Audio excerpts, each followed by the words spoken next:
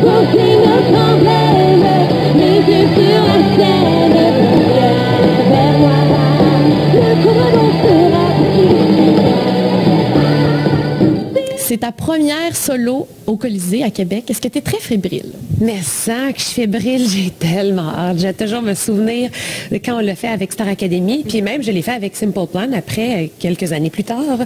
Puis à chaque fois là, que je mets les pieds au Colisée, je me dis, ah mon Dieu, tu sais, j'aurais aimé ça comme présenter mon spectacle à moi, tu sais, être là comme du début à la fin, faire un vrai show avec mes fans, puis là finalement, je peux le faire. Donc, on ne l'a pas fait à moitié.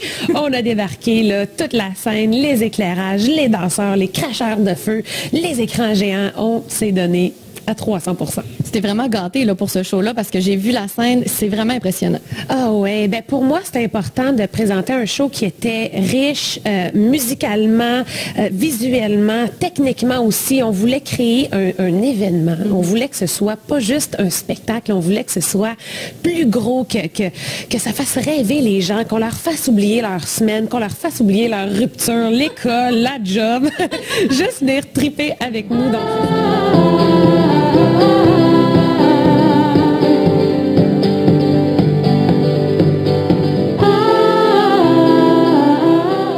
Ton équipe de La Voix est ici avec toi.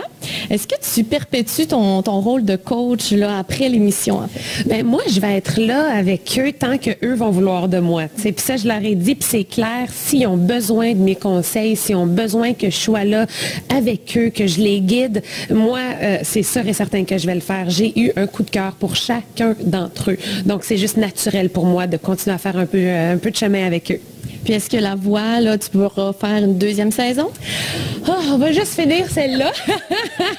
Puis, ben, en fait, moi, j'ai adoré l'expérience. Puis, rencontrer des nouveaux talents, être là avec eux, les coacher. Écoute, c'est un phénomène comme on n'en a jamais vu. Puis, je suis contente d'avoir fait partie de la première année. Ceci dit, c'est sûr que quand j'ai sorti Miroir en premier lieu, c'était pour faire de la tournée. Je voulais aller à la rencontre de mes fans, faire des shows avec mes musiciens. Puis ça, j'ai dû le mettre un peu sur la glace pour faire la voix. Puis c'est très bien comme ça. Mais c'est sûr que l'an prochain, je veux faire des shows. Donc, c'est sûr que je vais mettre la priorité là-dessus. Il n'y a rien de confirmé encore, mais je pense que je vais faire la tournée. Parlons un peu de l'avenir.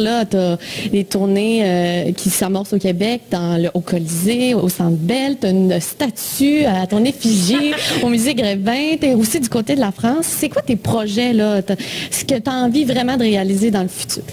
Tu sais, il y a tellement de choses que j'ai envie de réaliser. J'ai l'impression qu'il y a des rêves. C'est fait pour être réalisé, donc c'est important de s'en créer.